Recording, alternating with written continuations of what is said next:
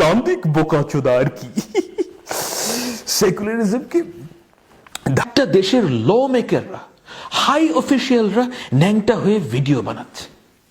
কোন ধরনের ডেসপিকেবল মাদারচোদ আপনাদেরকে চালায় একবার চিন্তা করুন।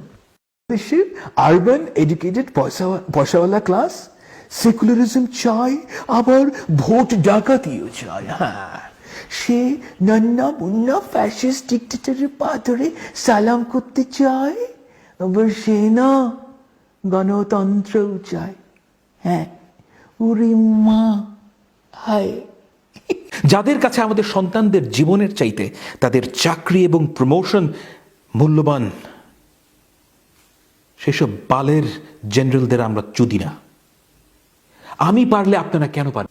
আপনি দেখবেন যে শেখ হাসিনার প্রেস কনফারেন্সে তেল দিতে দিতে সাংবাদিকরা গলে যাচ্ছে।